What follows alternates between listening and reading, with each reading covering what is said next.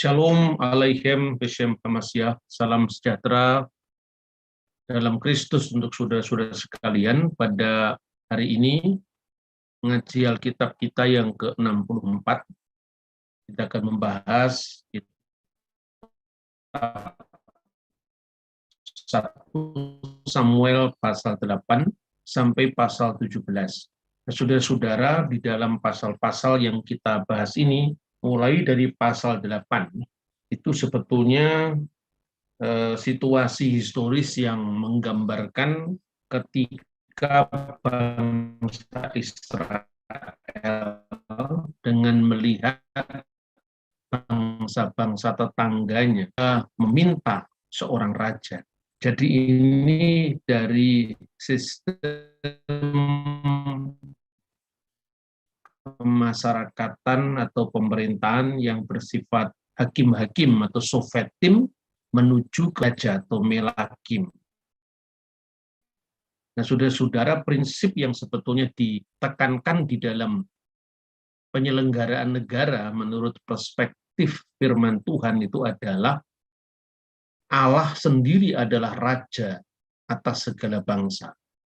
Maka sebetulnya raja, kalau itu diterima sistem kerajaan atau dipilih sistem kerajaan, maka raja itu sekedar sebagai pelaksana dari kedaulatan ilahi yang diberikan kepadanya. Dan kekuasaannya bukan kekuasaan yang tak terbatas, tapi kekuasaannya adalah kekuasaan yang terbatas.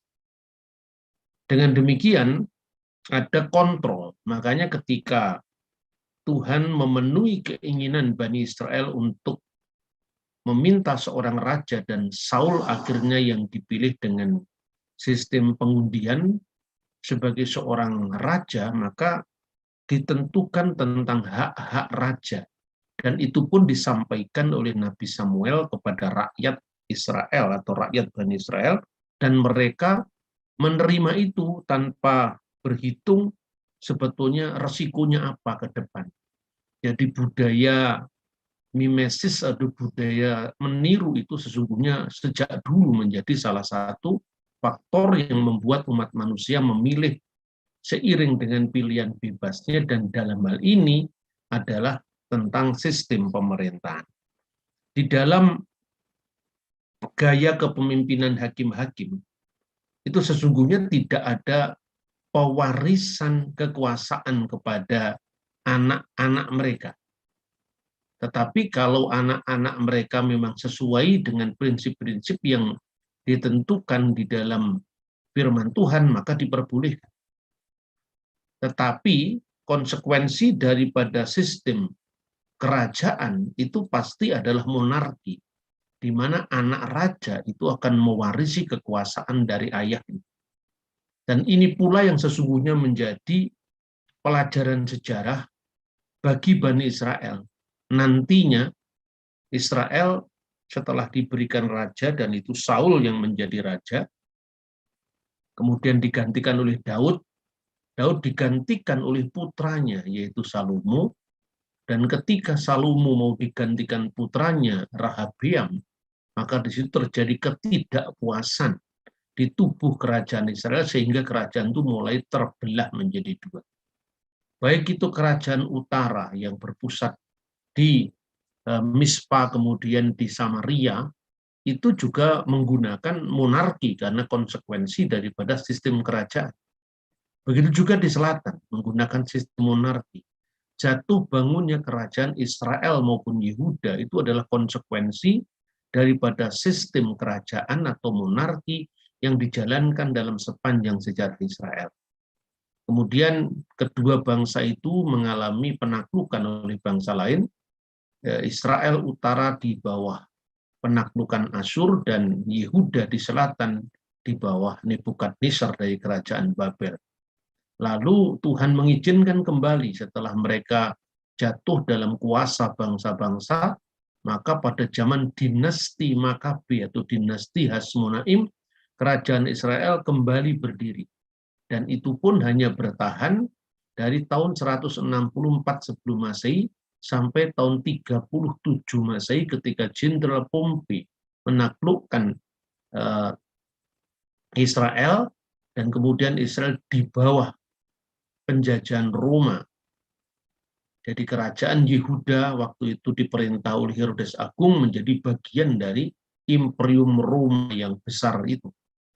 Sampai kemudian kerajaan ketiga itu adalah di bawah seorang pemimpin revolusioner Yahudi yang bernama Simon Bar Kokhba, dan itu hanya bertahan 4 tahun sebagai raja, mulai dari tahun 132 sampai tahun 135 Masehi, dan setelah itu Israel terserak-serak di seluruh dunia. Ketika pemberontakan ini dipadamkan oleh Kaisar Hadrianus, dan baru pada tahun 1949 Israel kembali memiliki negara dan sistemnya bukan lagi monarki, tapi sebagai negara demokrasi. Jadi lewat perjalanan panjang sejarah Israel itu, kita bisa mendapatkan informasi mula-mula tentang bagaimana bangsa ini ingin meniru bangsa lain, dan akhirnya pengalaman sejarah membuktikan betapa sistem kerajaan itu ketika dia bertikai tentang masalah suksesi dari anak-anak raja itu telah membuat sebuah kerajaan benar-benar menjadi rapuh. Nah, saudara-saudara, dimanapun juga seperti itu. Seperti kerajaan-kerajaan di Nusantara juga seperti itu, sampai konflik di Keraton Surakarta Hadiningrat, kemudian suksesi kepemimpinan di Mangkunegaran. Itu semua juga berkaitan dengan kelemahan sistem monarki. Nah, oleh karena itu, dalam kitab suci, ada panduan-panduan yang mesti dilaksanakan oleh apapun pilihan dari sistem pemerintahan itu, ketika Tuhan juga memberikan kelonggaran kepada bangsa Israel untuk memilih sistem monarki. Tetapi hukum moral tetap dilakukan. Pertama, hak-hak raja itu bukan tak terbatas, tetapi tidak tak terbatas. Artinya kekuasaannya dibatasi oleh hukum, dan hukum itu diberikan oleh Tuhan sendiri dalam bentuk norma-norma. Kerajaan pertama Israel yang dipimpin oleh Saul itu pun juga akhirnya tak teruji. Karena apa? Pertama, ini kita bisa baca sendiri dari pasal 8 sampai pasal 15 ya. Di situ yang pertama, Saul merasa kebijakan yang Tuhan berikan kepadanya itu sebagai sebuah kebijakan yang otomatis dia bisa lakukan untuk mengambil keputusan sendiri. Dan itu yang dianggap benar menurut pandangannya sendiri. Misalnya ketika dalam sebuah perang melawan Raja Agag, Tuhan memerintahkan agar semua domba dan hewan dari orang Amalek itu ditumpas. Tetapi Saul menyelamatkan domba-domba itu untuk dipersembahkan kepada Tuhan. Sekalipun motifnya ini untuk dipersembahkan kepada Tuhan, tapi sesungguhnya ini adalah sebuah pelanggaran. Kenapa sebuah pelanggaran? Karena Saul lebih mendengar suara rakyat yang menginginkan itu ketimbang kedaulatannya sendiri untuk mendengar suara Tuhan. Jadi yang pertama dia mengambil jalannya sendiri, yang kedua Saul lebih mendengar suara konstituennya, rakyat yang menaruh harapan kepadanya tanpa dia mengkonfirmasikan langsung kepada Tuhan. Kemudian juga Saul melakukan perbuatan yang keliru dengan mengelabui Samuel. Ini artinya apa? Bahwa ada ketidakjujuran dalam pemerintahannya. Padahal Samuel itulah yang melantik dia sebagai raja atas kehendak Tuhan.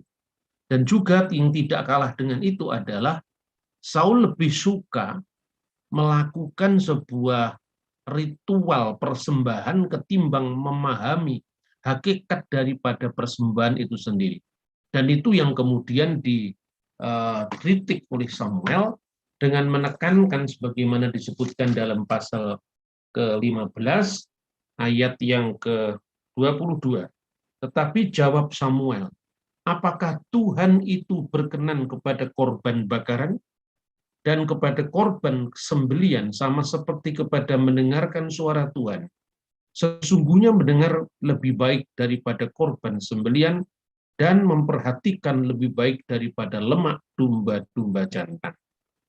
Dan kemudian pendurhakaan adalah sama seperti dosa bertenung, dan kedegilan adalah sama seperti menyembah berhala dan terafim. Karena engkau telah menolak firman Tuhan, maka ia telah menolak engkau sebagai raja. Jadi artinya, di sini sebetulnya apa yang diungkapkan dalam ungkapan Samuel ini, bahwa korban itu seperti asal-usul dari kata Ibrani, ya, kerep itu dekat. Jadi korban itu adalah upaya pendekatan diri kepada Tuhan, bukan ritualnya yang ditaati, bukan ritualnya yang ditekankan. Sekalipun ritual itu menolong kita untuk memahami hakikat daripada perbuatan korban itu, tetapi intinya itu adalah mendengar suara Tuhan dan juga taat kepada kehendak Tuhan, memperhatikan firman Tuhan atau mendengarkan suara Tuhan. Itulah hakikat dari korban sembelian dan korban.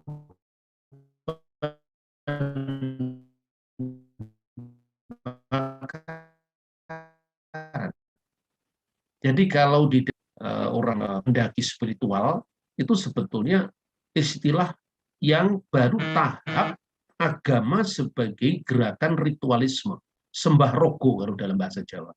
Artinya tataran ragawi daripada sebuah penyembahan. Itulah yang sebetulnya orang terjebak kepada tata cara lahiriah yang bersifat daging atau sarkikos dan tidak menekankan aspek pneumatikos atau roh. Nah, itulah yang ditekan dalam kitab suci dengan menyembah Allah dalam roh dan kebenaran. Nah, saudara-saudara, kemudian ada teks-teks yang penuh dengan kekerasan, yang seolah-olah kalau itu dibaca di luar konteks sejarah, latar belakang kenapa perbuatan itu dilakukan, orang bisa menuduh bahwa Alkitab itu kitab yang penuh kekerasan. Tapi ingat bahwa kisah-kisah tentang Tuhan memusnahkan bangsa Amalek sampai kepada domba-dombanya, pada kambing-kambingnya, itu sesungguhnya adalah tidak bisa dilihat sekilas dari pasal ini, zaman ini, dan kejadian ini. Semua itu memiliki latar belakang yang sangat panjang. Oleh karena itu, kemudian ketika Tuhan menyuruh untuk memusnahkan bangsa Amalek, tetapi rakyat dari Saul menyelamatkan lembu-lembu yang terbaik yang sebetulnya mau dikhususkan untuk persembahan kepada Tuhan. Tetapi Tuhan tidak menghendaki itu, sehingga dia berjalan dengan pikirannya sendiri karena tekanan dari rakyatnya, ketimbang dia memahami bahwa ada kedalaman-kedalaman rencana Tuhan di dalam di dalam putusan yang harus disampaikan, harus dilaksanakan oleh Saul. Makanya kemudian ketika Samuel memarahi dia karena dia kecewa benar bahwa Saul telah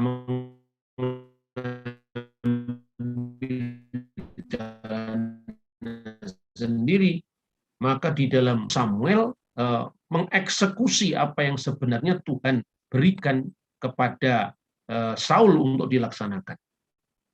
Di dalam 1 Samuel pasal 15:10, sebab ia telah berbalik daripadaku dan ia tidak melaksanakan firman-Ku. Karena itu realisasi penghakiman demi keamanan dari rakyat Israel itulah yang dilakukan oleh Samuel, yang waktu itu masih mendampingi kekuasaan Saul, sebagaimana disebutkan di dalam ayat 32 sampai dengan ayat 33.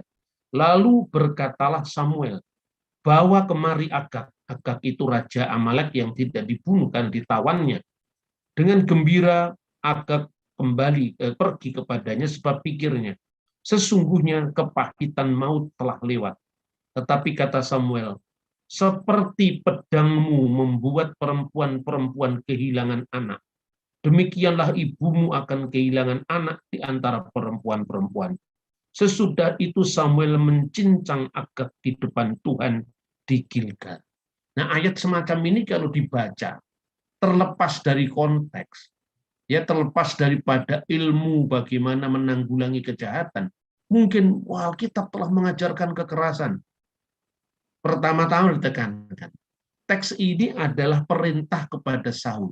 Tidak berlaku di sepanjang zaman. Teks ini tidak berlaku bagi orang lain di zaman yang lain.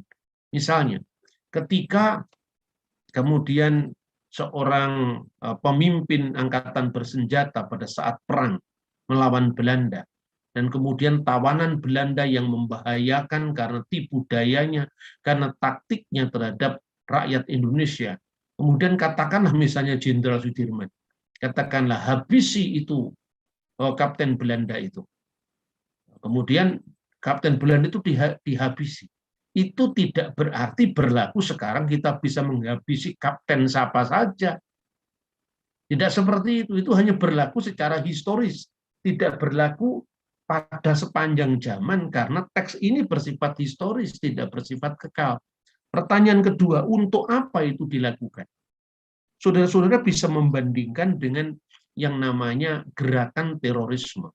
Dan yang melakukan ini bukan Samuel pribadi atau Saul pribadi, tetapi Saul yang seharusnya melakukan sebagai raja yang melindungi rakyat. Karena Saul tidak melakukan itu, maka dilakukan oleh Samuel atas perintah Tuhan. Itu maknanya negara menyandang pedang untuk membalaskan kejahatan. Dan prinsip ini berlaku untuk negara, tidak berlaku untuk orang per orang. Misalnya di dalam Roma pasal 13 ayat 4. Pemerintah dikatakan menyandang pedang untuk membalaskan murka Allah atas kejahatan. Dan kejahatan yang hendak ditumpas dalam konteks ini mirip dengan kejahatan teroris, kejahatan patologis yang apabila itu tidak dibasmi habis, maka rakyat akan menjadi korban dari segelintir kelompok yang melakukan kekerasan patologis itu untuk menghancurkan umat manusia. Pertama-tama saya katakan, pertama, teks ini berlaku historis, tidak berlaku untuk segala tempat, ruang, dan zaman. Kedua, kejahatan yang hendak ditumpas ini dilakukan oleh negara, bukan dilakukan oleh orang per orang. Maka di sini ketika Saul disayangkan tidak mengambil keputusan yang tegas, itu bukan Saul pribadi, tapi Saul sebagai raja, dan konteksnya adalah tugas negara. Ketiga, kenapa bangsa Filistin ini harus dibasmi? Kita harus melihat sejarahnya bangsa Filistin. Alkitab tidak pernah menyuruh membasmi kaum Kanaan yang cinta damai. Bahkan Alkitab tidak pernah menyuruh aktor-aktor dalam kitab suci yang disebut para pahlawan iman itu untuk berperang dengan sembarang bangsa yang tidak melakukan kekerasan. Dan kekerasan bangsa Filistin itu bukan kekerasan yang sekali terjadi, tapi kekerasan yang terus-menerus, yang itu bisa dikatakan sebagai sebuah kejahatan patologis. Ya, saudara-saudara, itu yang bisa kita pelajari kenapa kemudian Roh Tuhan tidak lagi berada pada Samuel. Dan ketika itu kemudian roh jahat yang dari Tuhan, itulah yang kemudian memasuki Samuel. Nah, ini juga orang banyak salah paham bagaimana roh jahat kok berasal dari Tuhan. Pertama, kita harus melihat bahwa dunia ini penguasanya hanya tunggal, yaitu Tuhan. Baik itu jahat, baik itu saleh, itu asalnya sesungguhnya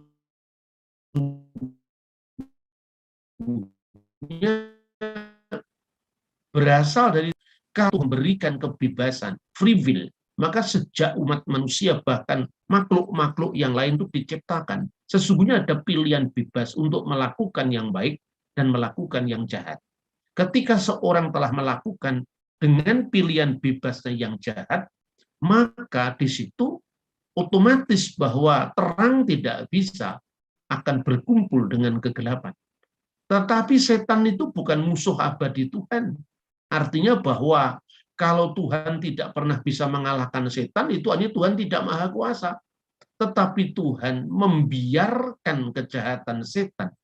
Karena apa? Untuk sementara waktu, karena dunia harus berada di dua medan interaksi antara yang baik dan yang jahat.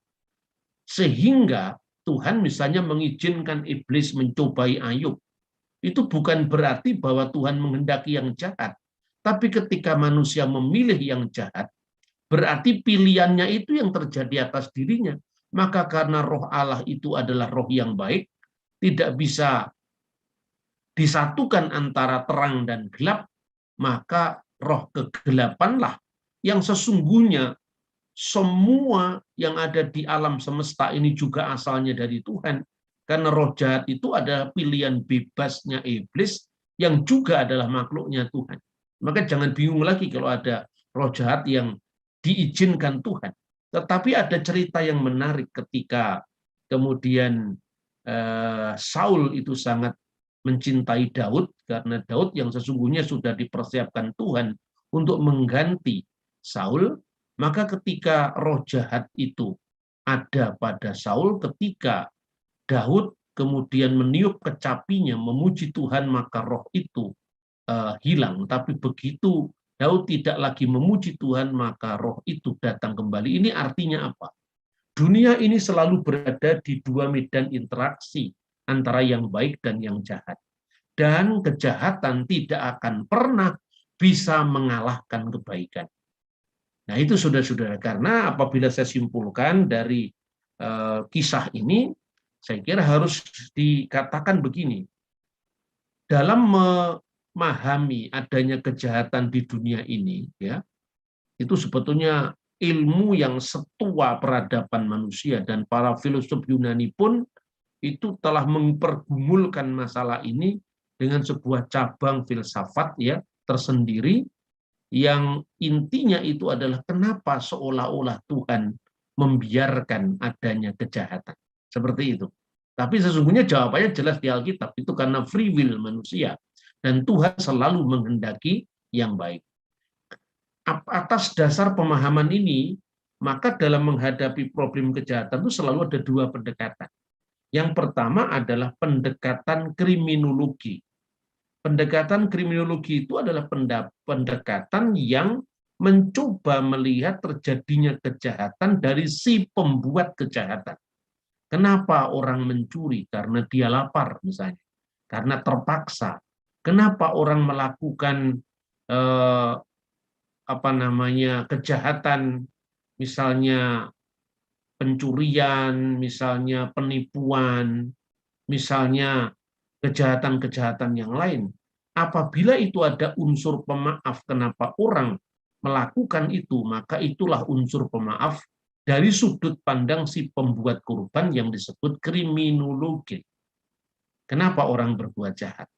Tetapi pertimbangan kriminologi itu harus berbanding sama atau seimbang dengan pendekatan viktimologi, yaitu pendekatan dari pihak korban kejahatan.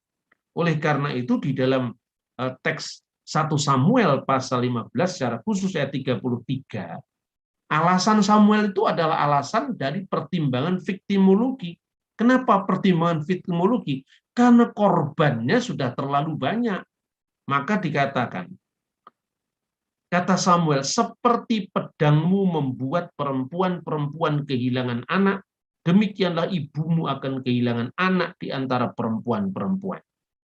Dan setelah itu, Samuel yang merupakan representasi dari negara, karena raja absen dalam melakukan tindakan terhadap kejahatan semacam terorisme, ya, kejahatan patologis, maka eksekusi itu dilakukan sendiri dalam tanggung jawab Samuel kepada Tuhan. Makanya raja itu, Raja Agag, dicincang di hadapan Tuhan, artinya pertanggungjawaban secara teologis bahwa itu adalah merupakan konsekuensi perbuatan keadilan yang harus dilakukan oleh seorang penegak hukum. Jadi kalau negara menembak seorang teroris itu bukan kejahatan pemerintah dalam pengertian orang per orang, apakah itu hakim yang memutus hukuman mati terhadap teroris, tidak. Ataukah itu adalah tentara yang menembak teroris, tidak. Mereka hanya pelaksana-pelaksanaan dari aparat negara yang menegakkan hukum. Makanya itu adalah tanggung jawab pada Tuhan, sehingga dalam putusan pengadilan selalu dikatakan demi keadilan berdasarkan ketuhanan yang Maha Esa untuk konteks masyarakat kita. Dan di Gilgal, Gilgal adalah tempat yang terbuka, sehingga setiap orang bisa menyaksikan itu, dan salah satu penegakan hukum itu adalah menimbulkan aspek jera bagi penjahat-penjahat. Inilah yang ditekankan dalam kitab suci. Jadi janganlah sampai ada orang yang tidak paham sejarah, tidak paham eksegese, menata ayat-ayat Alkitab, lalu dikatakan Alkitab itu mengajarkan kekerasan. Lalu dikutip satu persatu, cincanglah, maka Samuel mencincang akad di hadapan Tuhan di Gilgal. Ya, jangan disamakan dengan seperti itu. Jadi hanya orang awam yang berpikir sedangkal itu, karena ini adalah persoalan negara. Ini mirip dengan ketika negara melakukan tindakan tegas terhadap terorisme, karena yang menjadi korban itu rakyat banyak yang harus diselamatkan. Jadi keselamatan orang banyak itulah yang menjadi alasan kenapa negara, pemerintah menyandang pedang, artinya melakukan penghukuman terhadap pihak yang melanggar hukum. Nah, saudara-saudara, terakhir saya ingin menyampaikan dari kisah yang panjang ini, dari ayat dari pasal 8 sampai pasal 15, kita akan melihat tentang tempat-tempat yang di dalam kitab suci itu disebut sebagai latar belakang atau background atau suasana sekitar dari geografi Israel yang waktu itu misalnya menjadi medan pertempuran antara Daud dan Goliat, kemudian juga lembah di mana mereka bertempur itu sekarang mana tempatnya ya. Lembah Elah pada saat ini adalah wilayah pertanian kecil, kebun anggur. Lembah ini mengarah ke pantai tempat orang Filistin dulu pernah membangun kota mereka. Pada abad ke-10 sebelum Masehi, lembah Elah adalah garda depan pertarungan yang berlangsung selama berabad-abad antara orang Israel dan orang Filistin. Kaum Filistin bukanlah kaum Kanaan yang cinta damai, tetapi kaum pelaut yang datang dari sekitar kepulauan Kreta. Makanya dalam Alkitab disebut sebagai orang-orang Kretim, itu artinya orang-orang Kreta, yang berasal dari Pulau Agia. Dan mereka datang berkelompok-kelompok dan di situ selalu melakukan kekerasan demi kekerasan. Dan mereka tinggal di wilayah pesisir yang sekarang ini misalnya Gaza ya. Dan Gaza itu sudah ada sejak zaman Alkitab. Jadi pada zaman Daud orang Filistin adalah pendatang yang relatif baru di tanah Kanaan atau di tanah perjanjian.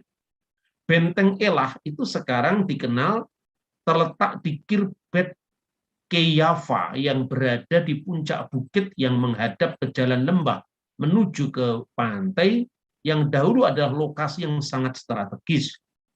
Kemudian pertanyaan pertama yang diajukan para arkeolog tentang situs ini adalah siapa yang membangun tempat ini dan kota apa yang sedang mereka gali itu.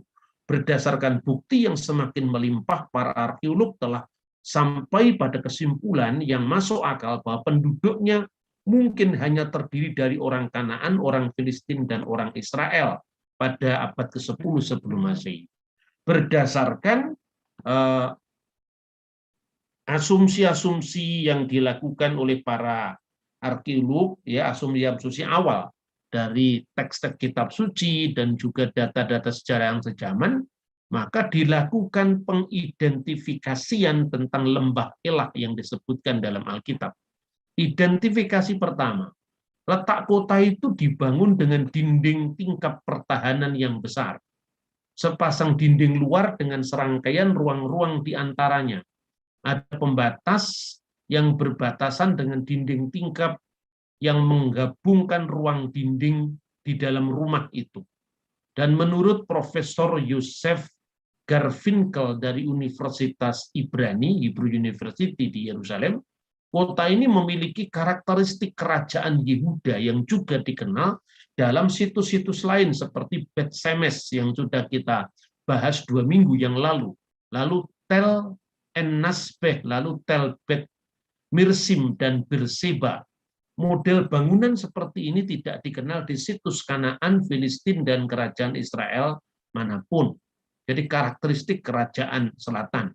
Identifikasi 2, berkaitan dengan apa yang tidak ditemukan di reruntuhan, yaitu jenis-jenis makanan yang bisa mencirikan suatu budaya berdasarkan temuan fosil yang ada. Misalnya dengan memeriksa isi lubang atau lorong sampah kuno, yang bahkan jamban kuno, kita bisa belajar tentang makanan orang-orang kuno. Di Kirbet Kiyafa, tulang-tulang hewan ditemukan seperti domba, sapi, ikan, dan kambing. Tetapi tidak ada babi di sana. Petunjuk ini sangat penting karena bangsa Israel kuno memiliki batasan makanan tertentu sebagai bagian dari hukum kasrut atau yang koser boleh dimakan dan yang lo koser yang dilarang dimakan. Seperti yang disebutkan di dalam Imamat pasal 11. Misalnya babi. Di sana juga tidak ditemukan misalnya kerangka onta, karena orang Israel juga tidak makan onta. Sebaliknya bukti konsumsi babi dalam bentuk tulang babi dalam yang sudah memfosil ditemukan di situs Filistin termasuk Gaza. Itu artinya dulu memang daerah orang Filistin yang tentunya menurut hukum di luar Musa itu boleh makan babi. Karena bangsa-bangsa lain terikat dengan hukum Nuh. Kemudian identifikasi ketiga, tidak ada patung, tidak ada gambar manusia maupun gambar 3 dimensi dari hewan-hewan. Yosef Garfinkel menyimpulkan bahwa penduduk di Kirbet Kiyafa mematuhi 2 larangan Alkitabiah, yaitu tidak makan babi dan tidak menyembah berhala dalam bentuk patung-patung 3 dimensi. Gerbang kota utama di lokasi ini menghadap bukan ke pantai, bukan ke Filistia, tetapi menghadap ke Yerusalem. Dan ini meneguhkan bahwa ini adalah kota orang Israel dan bukan kota orang Filistin. Yang kedua, ditemukan sebuah inskripsi di Kirbet Kiyafa. Inskripsi itu ditulis di dalam bahasa Ibrani kuno yang sangat mirip dengan Ibrani yang dipakai di masa Raja Daud. Jadi di dalam teks ini kalau diterjemahkan dalam bahasa Indonesia, jangan menindas dan layanilah Tuhan. Merampaslah sang hakim, jadi mungkin itu membayangkan zaman para hakim, dan janda itu menangis. Hakim itu memiliki kekuatan atas penduduk asing dan anak itu. Ia melenyapkan mereka bersama-sama laki-laki dan para pemimpin yang telah menetapkan seorang raja. Ia menandai 60 pelayan di antara penduduk. Jadi teks ini dengan jelas bisa menggambarkan tentang bagaimana masa transisi antara zaman hakim-hakim dengan zaman raja di Israel. Setelah itu ada ditemukan juga tahun 2012. Jadi ini temuan-temuan terbaru, ya, yang ini bisa dibaca di 5 jilid penemuan arkeologi yang bisa dipesan di beberapa toko buku ya termasuk di Amazon.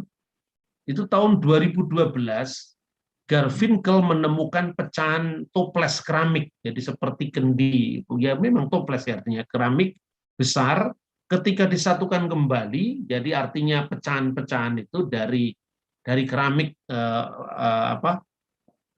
seperti bahan tanah itu, kemudian nama pemiliknya adalah Esbal ben Beda.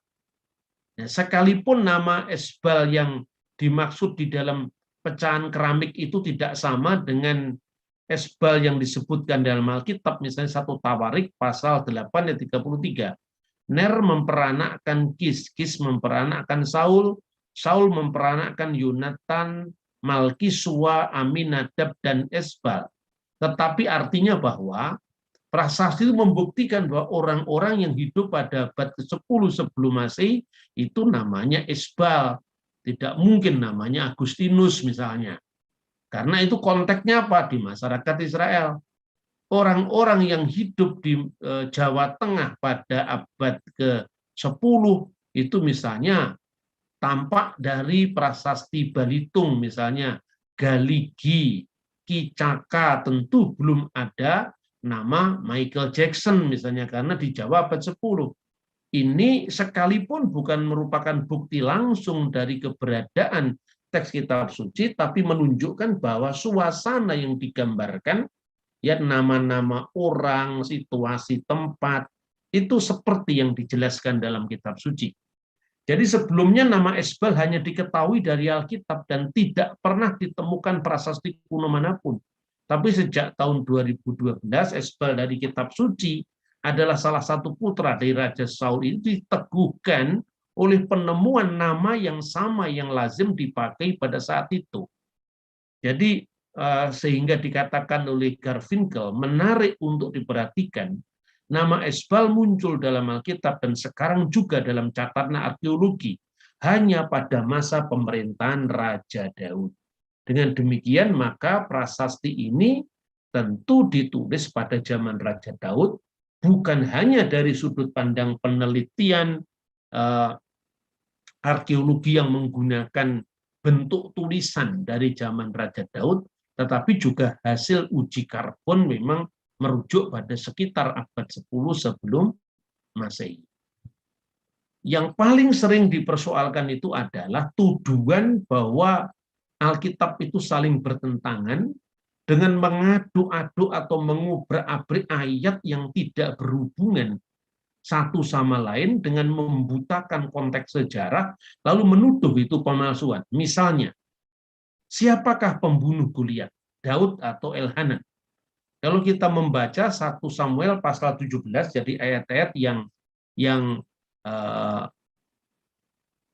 kemudian menyambung dari teks bacaan kita dari pasal 15 tadi, misalnya dikatakan, lalu tampillah keluar seorang pendekar dari tentara orang Filistin, namanya Goliat dari Gat, tingginya 6 hasta sejengkal. Dibandingkan dengan 1 Samuel 17 ayat 50. Demikianlah Daud mengalahkan orang Filistin itu dengan umban batu. Ia mengalahkan orang Filistin itu dan membunuhnya tanpa pedang di tangan. Lalu bandingkan dengan 2 Samuel pasal 21 ayat 19. Dan terjadi lagi pertempuran melawan orang Filistin di Gob. Di tempatnya bukan Gad tapi Gob. Elhanan bin Yare Oregim orang Bethlehem itu menewaskan Goliat orang Gad itu yang gagang tombaknya seperti pesa tukang tenun. Jadi siapa ini yang membunuh Goliat? Ini Daud atau Elhanan bin Yare Oregim? Ini yang sering muncul ya, misalnya dalam buku-buku polemik ya. Karena itu memang mereka tidak pernah mengindahkan arkeologi, tidak pernah mengindahkan hubungan teks itu munculnya dari tahun berapa, ataukah nama itu adalah nama pribadi, atau itu nama dinasti, misalnya Abimelek.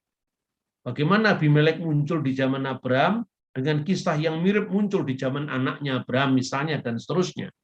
Kemudian harus diakui dalam studi kitab suci, dan bahkan dalam studi teks kuno manapun juga, itu ada yang namanya kritikus aparatus ya. Kritikus aparatus itu misalnya kajian tentang naskah geograf dari Alexandria. Itu kan dibubuhkan pada teks yang diterbitkan, manuskrip yang disimpan di sini bunyinya seperti ini, tapi teks yang berikutnya bunyinya seperti ini, dan itu bukan dibakar perbedaan-perbedaan teks itu, tetapi justru distudikan, jangan-jangan yang dibakar itu justru yang benar, kan seperti itu. Makanya dalam problematik teks ini harus memperhatikan juga konteks ya. Misalnya di dalam 2 Samuel pasal 21-19 itu disebutkan Elhanan bin Yari Oregim orang Bethlehem itu menewaskan Goliat. Orang Gad itu yang gagang tumbaknya seperti pesa tukang tenun. Tetapi ya di dalam teks yang lain, Elhanan bin Yair sama dengan Yari, menewaskan Lahmi saudara Goliat, orang Gad itu yang gagang tumbaknya seperti pesa tukang tenun. Nah, banyak sekali kemudian para ahli itu berbeda pendapat bahwa di sini mungkin telah terjadi kesalahan dalam teks kuno. Misalnya, ada yang membahas seperti itu. Tetapi ada juga yang mengatakan, kalau itu kesalahan pada teks kuno, tentu saja itu harus diteguhkan oleh teks-teks lain ya yang sama kunonya, karena baik Septuaginta, Vulgata ternyata sama. Sekalipun misalnya dugaan itu menarik, misalnya di sini Ahi Guliat atau Ed Guliat, kemudian Ben Yare atau Ben Yare itu diartikan halahminya itu adalah Bet Halahmi itu orang Bethlehem, atau Et Lahmi atau atas Lahmi nama orang Ahi Guliat, yaitu saudara Guliat. Jadi di sini kata Et dengan kata Ahi, ya saudara Guliat. Memang dalam huruf kuno itu kan mirip sekali. Misalnya huruf yudnya hilang, antara keduanya itu ya mirip sekali. Ya, antara Ahi dan Et, dan setelah yodnya hilang. Apakah seperti itu yang terjadi pada naskah kuno? Karena naskah kuno Ibrani manapun juga sama, sehingga dugaan misalnya buku yang berjudul Dictionary of the Bible Difficulties misalnya, itu adalah terjadi kekilafan dalam penyalinan, tetapi kita bandingkan teks kuno manapun juga memang tidak berbeda. Ini misalnya Septuaginta. Septuaginta itu ditulis pada abad ketiga sebelum Masehi. Itu jelas sekali Elhanan anak Yari membunuh Lahmi, saudara Guliat. Ya. Jadi Vios Yare, anaknya Yare, Ton Lahmi membunuh Lahmi, Adil pun Guliat, saudara Guliat. Ini terjemahan Yunani pada zaman Ptolemeus dari tahun 280-an sebelum Masehi. Sementara dalam teks Samuel, 1 Samuel pasal 21 juga Elhanan anak Orekim, orang Bethlehem itu ya membunuh Goliat. Jadi sama. Jadi artinya apakah Elhanan itu membunuh saudara Goliat atau Goliat itu sendiri? Nah, kerumitan-kerumitan semacam ini tidak bisa, karena ini kan naskah yang usianya ribuan tahun. Dan naskahnya tidak hanya satu. Ini tidak bisa langsung disimpulkan, ini salah. Lalu kemudian dicocokkan supaya antara satu Tawarik dengan satu Samuel itu sama, mau dicocokkan, tidak bisa seperti itu. 2 Samuel, masalahnya. Tidak bisa seperti itu. Jadi, kita bisa melihat ya beberapa kemungkinan. Prasasti Tel Es-Safi adalah prasasti Filistin tertua yang pernah ditemukan baru-baru ini digali di kota asal Goliat, yaitu Gad. Nah, kota Gad itu sekarang disebut Tel Es-Safi. Penggalian pertama kali dipimpin oleh Aren Meir dari Universitas Bar Ilan. Prasasti itu digores dengan alat seperti jarum pada pecahan pot kecil yang berasal dari abad 10 sebelum Masehi atau pertengahan abad 9 sebelum Masehi. Dari 2 nama di pecahan yang pertama terdiri 4 huruf Semitik, yaitu Alef, Lamed, Waf, dan Taf, yang mungkin bentuk asli dari bahasa Filistin untuk Goliat dalam bahasa Ibrani. Ingat, sekalipun orang Filistin tinggal di tempat atau lokasi yang sama, tapi mereka memiliki warisan primordial bahasa yang berbeda. Sekalipun pada akhirnya dalam keberdampingan yang panjang dengan orang-orang Kanaan, maka bahasa Filistin yang diambil dari Yunani dari Pulau Kreta dan sekitarnya Agia itu kemudian beradaptasi dengan bahasa Semitik kuno. Nah, kaum Filistin adalah orang-orang yang awalnya berasal dari Kaftor, yaitu daerah sekitar Laut Agia, yang berbicara dalam bahasa Indo-Eropa tentunya. Mungkin mirip dengan bahasa Yunani kuno.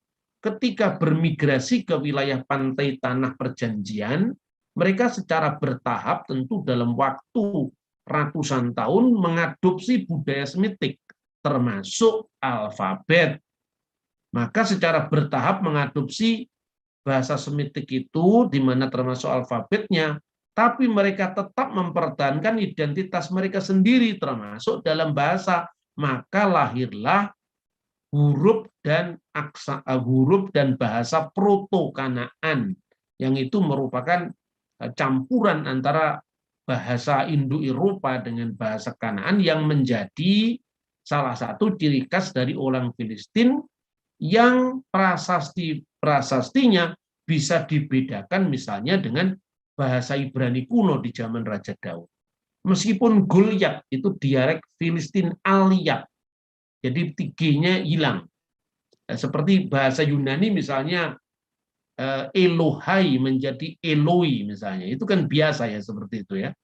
Dalam bahasa misalnya Elhanan menjadi Elyanan, jadi H-nya tidak terbaca. Begitu juga huruf G-nya juga tidak terbaca. Dikisahkan dalam atau sebaliknya, yang di sana tidak ada huruf G menjadi huruf G.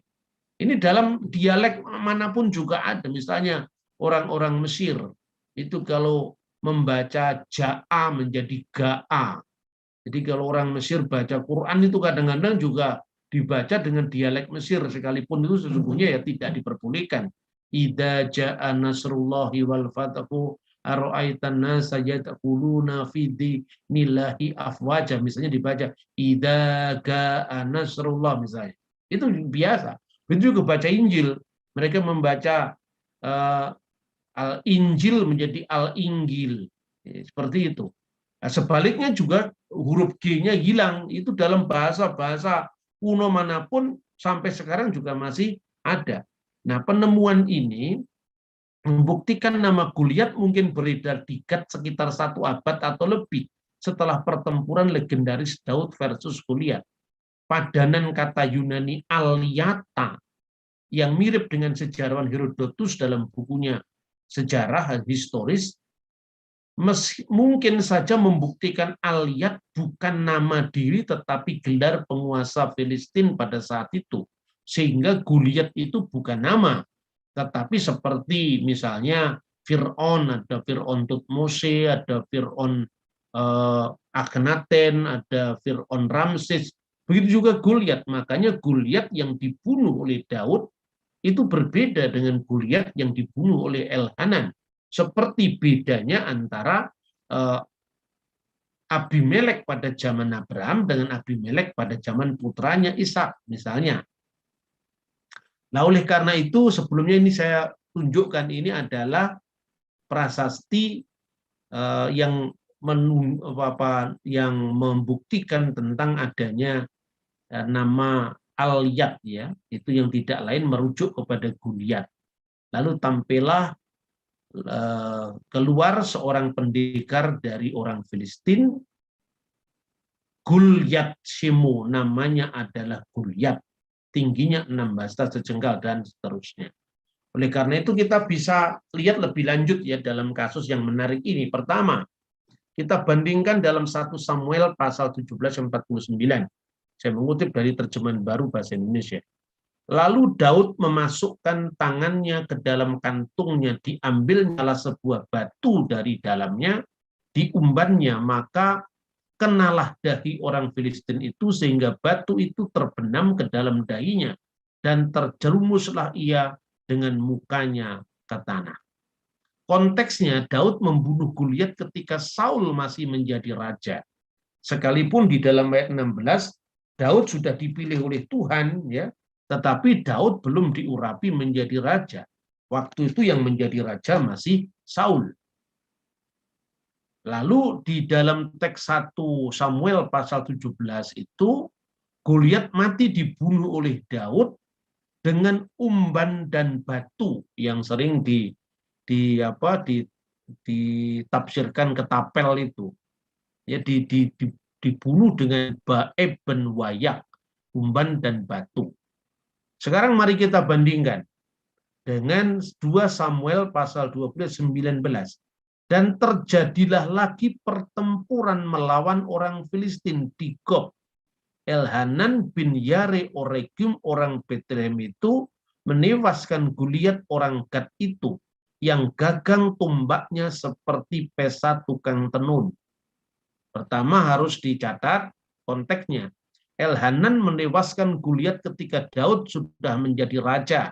Jadi ini peristiwa lain dengan yang dikisahkan dalam 1 Samuel pasal 17. Beberapa waktu setelah kematian Absalom anaknya. Jadi setelah Daud menjadi raja, Absalom meninggal. 2 Samuel pasal 18 ayat 33. Lalu dalam teks 2 Samuel pasal 20 ini ada 4 orang keturunan raksasa di Gad. Salah satunya bernama Goliat. Raksasa ini artinya penduduk Filistin yang berperawakan besar. Yang tewas oleh tangan Daud dan orang-orangnya. Jadi di sini Daud tidak sendiri, tetapi dengan orang-orangnya. Lalu di dalam 2 Samuel pasal 21-20 itu dijelaskan, mulai dari pasal 18, 19, 20 dijelaskan nama-nama orang yang terbunuh itu dan siapa yang membunuhnya. 1, Zibni bin Nof ditewaskan oleh Abisai bin Seruya, 2 Samuel pasal 21 ayat 16 dan 17. Lalu Saf ditewaskan oleh Sibkal orang Husa di Gob, 2 Samuel 21 ayat 18. Ketiga, Elhanan menewaskan Goliat orang Gad itu dengan gagang tombak seperti pesa tukang tenun, 2 Samuel 21:19.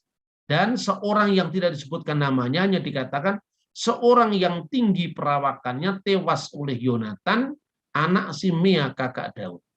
Ini 1 Samuel pasal 21. Sekarang kita bandingkan lagi dengan teks yang berasal dari 1 Tawarik pasal 19 ya. Maka terjadi lagi pertempuran melawan orang Filistin. Lalu Elhanan bin Yair menewaskan Lahmi saudara Goliat, orang Gad itu yang gagang tombaknya seperti pesa tukang tenun. Ya, di 1 Tawarik ini. Kemudian konteksnya sekarang, Elhanan menewaskan Lahmi saudara Goliat ketika Daud sudah menjadi raja. Beberapa waktu setelah kematian Absalom anaknya. Mereka semua adalah keturunan raksasa di Gad, keturunan orang-orang Filistin yang berperawakan besar. Mereka tewas oleh tangan Daud dan tangan orang-orangnya. Jadi yang pelakunya bukan hanya Daud, tapi Daud dan orang-orangnya. Kenapa dia sudah punya orang-orang? Karena dia sudah menjadi raja. 1 Tawarik memberikan nama-nama yang sama, tetapi satu yang nggak disebut. Sifai ditewaskan, Sifai itu adalah Saf dalam 2 Samuel. Sifai ditewaskan oleh Sibkal orang Husa. 2 Elhanan menewaskan Lahmi saudara Goliat dengan gagang tombak seperti pesa tukang tenun. Lalu yang satu lagi, seorang yang tinggi perawakannya tewas oleh Yonatan anak Simea kakak dari Daud, 1 Tawarik pasal 20 ayat 16. Sementara Zibni bin Nof tidak disebutkan dalam 1 Tawarik. Jadi membaca sejarah itu bukan seperti membaca ya kitab yang berasal dari satu zaman, satu bahasa. Ya 1 Tawarik ditulis di masa yang berbeda dengan 2 Samuel. Dan kitab suci Kristen itu tidak pernah mengklaim dirinya atau dipandang sebagai buku yang turun dari langit. Tidak. Wahyu Tuhan dalam iman Kristen itu menyejarah. Sehingga otak manusia harus difungsikan untuk memahami background sejarah yang berbeda-beda itu dalam konteks zamannya masing-masing dengan alat bantu arkeologi, sejarah. Sebab kalau ini kemudian dibenturkan dengan sebuah keyakinan bahwa tidak cocok dengan kitab yang tertentu yang dianut oleh orang, ya tentu kita tidak usah diskusi. Karena wahyu bagi agama tertentu adalah bukan wahyu bagi orang lain.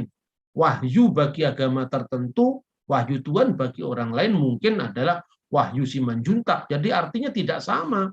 Maka ukurannya harus ukuran yang disepakati bersama, tidak karena klaim wahyu suatu agama, tetapi adalah sejarah.